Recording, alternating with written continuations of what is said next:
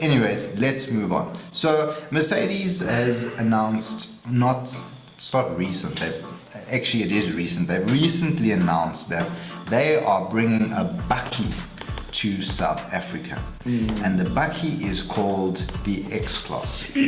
Now there's a lot of information about the engines and the kilowatts and the Newton meters and all that other crap. You can get that from any other journalistic platform. But what we want to talk about is why did they do it? And who's going to buy this particular vehicle? Now, I'm saying, we've sort of gone on about this for a while now, and I think the person who doesn't want a Ranger and who doesn't want a Hilux, doesn't want a Navara, and doesn't want a VW Amarok, and has a shitload of money, is going to go for the X Class, because there's still a group of elite people that like Bakkies. You know, they've grown up with Bakkies, they've grown up driving in Bakkies, they've grown up learning to drive in Bakkies, so they like a good Bakkie.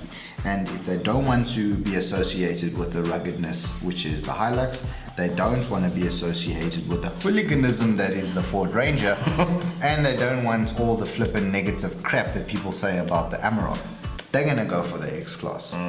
So I would love to know exactly how many cars they sell of the X Class.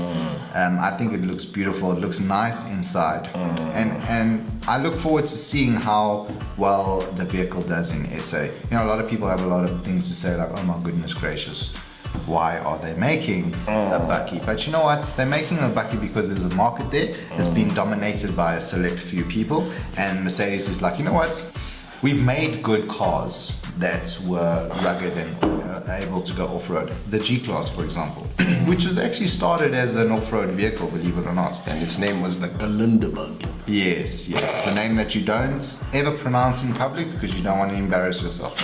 So someone always has a different way of pronouncing it. Have you done the Galundabug?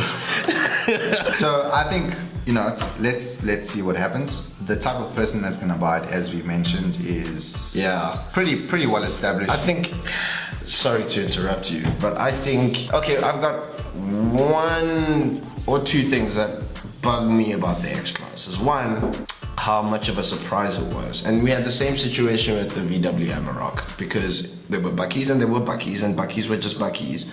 And then VW says, we're gonna do one, and we didn't see that coming. It was just like out of nowhere, bang! VW has a Bakkie. Doesn't look too bad.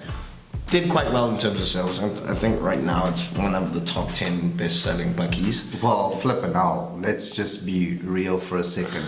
There's not many Bakkies that people... Well, look, I mean... There's not many, I'm sure that there are definitely more than 10, but I mean, there's not that many. So to get on that list doesn't really mean within shit. the 10, I mean, you've got two variations of Toyota Bakkies. You've got the confusion in Nissan's part because they don't know how to determine what the NP200 and the NP or the Navara is. And then you get, you know, the Mercedes, well, not the Mercedes, you get the VW. So I can't make sense of why Mercedes said we want a piece of this pie. Neither do I get why VW wanted it either. They were making enough money with all the hatchbacks and sedans and multi-purpose vehicles they were selling in the first place. But let's be honest, what happens, right?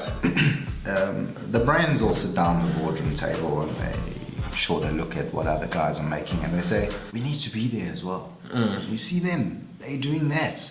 We need to do that as well. French or whatever the guy's name is, design a car. Or you know what, pull him from Toyota. Let him bring come him over here because of the let back. him do that. And let him work on it for a few years while he's working off his restraint of trade, and then we'll bring it out. You know what gets me about these cars is that if you cover if you take your hands and then you cover the front and the bed of the Bakkie, it could be any Bakkie in the world.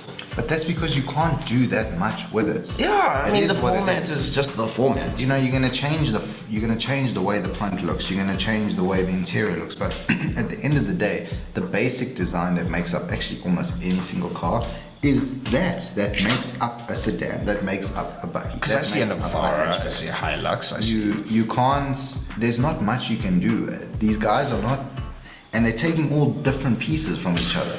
You can't really design a car that's completely different. Unless it's the Ford Ranger with all the different variations, because that stuff stands out. I know, but what I'm saying is, it's just so difficult.